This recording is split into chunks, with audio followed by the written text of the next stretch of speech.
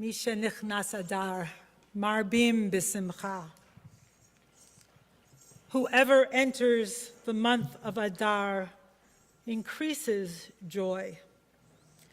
And soon we will celebrate Purim, the holiday of Adar that gives us so much joy. A carnivalesque holiday full of costumes, drunkenness for adults, and fun for children. But honestly, I'm having a hard time feeling joy these days. I'm feeling threatened in all kinds of ways by having a bully and his supporters in office. But what's reassuring to me about this season of joy in Judaism is that it's not simple. Here we are in Shabbat Zachor with the command to remember Amalek, to remember evil. Each and every year, Purim is preceded by Shabbat Zachor. When we read a passage in Deuteronomy that Shimon was quoting earlier, commanding us to remember evil in the form of Amalek, the mythic arch-enemy of the Israelites. Deuteronomy tells us that Amalek is indeed a people who act like bullies. When the Israelites, exhausted former slaves, are traipsing through the wilderness, they attack those at the rear, the stragglers, those who are vulnerable, maybe elderly, maybe disabled.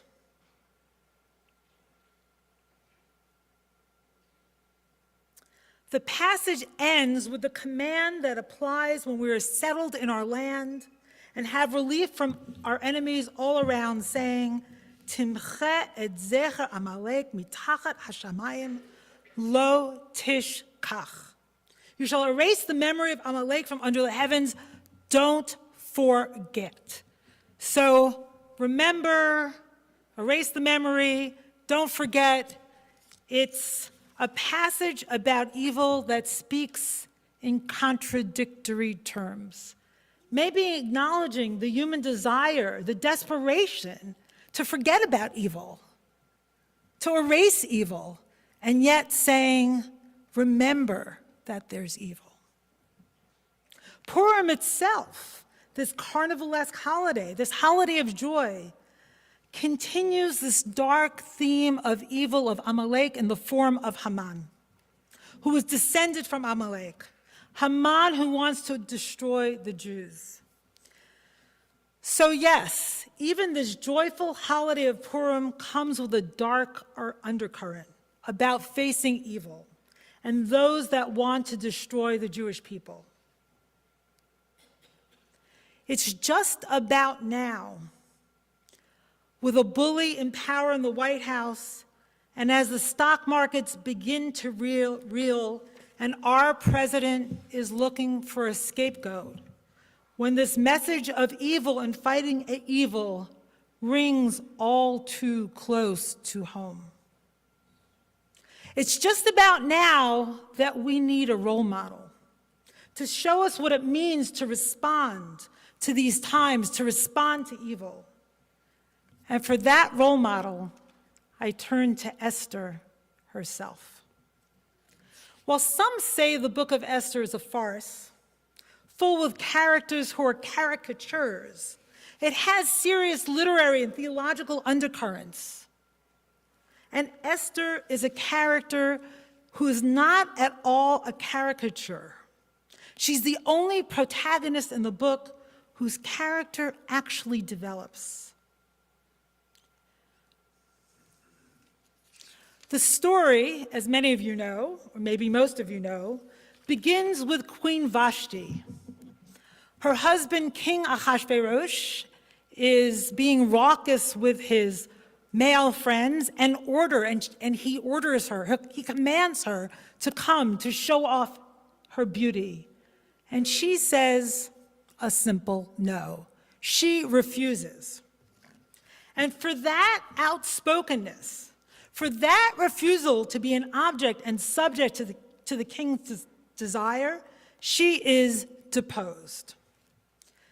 In fact, one woman's no is so threatening that Ahasuerus is told by his ministers that the queen's behavior will make all wives despise their husbands. And so dispatches were sent to all the provinces of the entire empire, declaring that every man should wield authority in his own home. L'yod kol ish sorer biveto. This is the fraught atmosphere in the palace, clearly dangerous for women, that the young and beautiful orphan Esther walks into. When she is gathered up and taken to the palace to be part of the harem, the Megillah tells us several times that she was taken. We don't see any active verbs for her in the first 3 chapters. Vatilakach, she's taken here. Vatilakach, she's taken there. And she's commanded by everybody, by Mordechai, by Haggai, the guy who's the head of the harem. The rabbis pick up on her passivity and tell us in their midrash that she was like a statue that was looked upon by thousands, and each person who looked at her found in her beauty and fell in love with her. And not only does Esther do nothing, but she also says nothing, because Mordechai commands her not to tell anybody where she is from, and not to say she is Jewish. So she lives secretly as a Jew in the palace.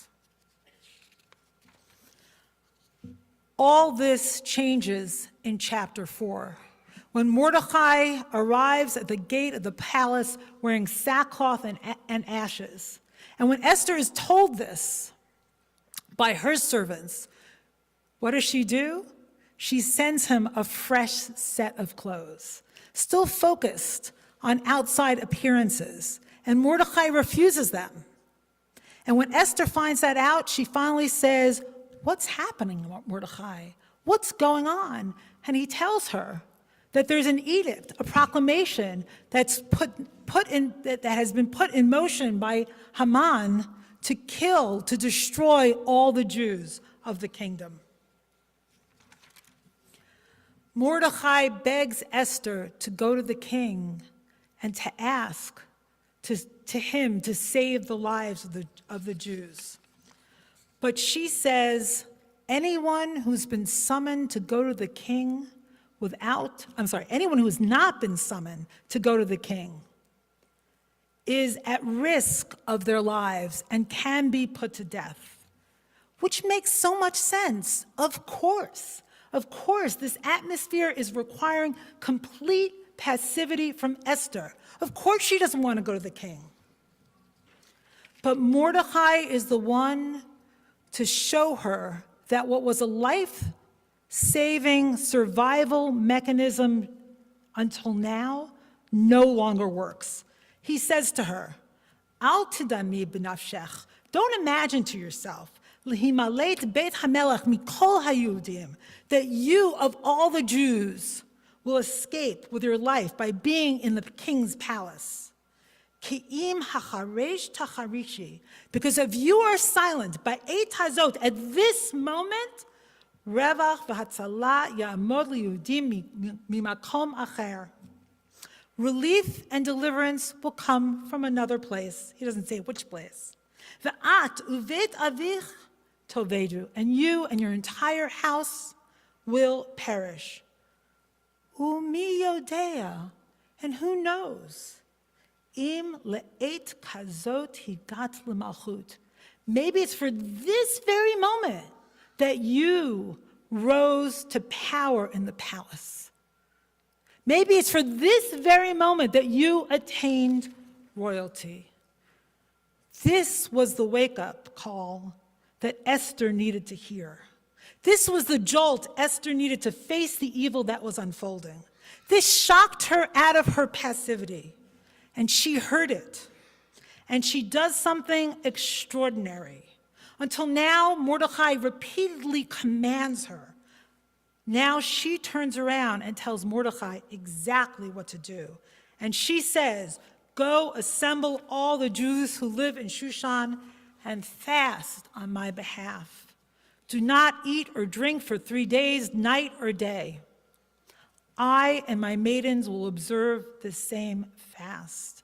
And then she says, "V'kasher avadati avadati," and if I perish, I perish. V'yavor Mordechai, and Mordechai went off. V'ya'as kechol asher tzivta alav Esther, and he does all that Esther has commanded him. A complete reversal. Esther has found her authority, and with that authority, she does walk into the king's chambers. And she does strategize. And she asks the king and Haman to a banquet, and then another banquet, and another banquet, when finally she reveals her identity. And with that revelation, she saves her people. She says, "Ki nimkarnu ani ve'ami," for we have been sold, my people and I, lehashmi, leharog, le'abed, to be destroyed, massacred, and exterminated. Had we only been sold as bondmen and bondwomen, I would have kept silent.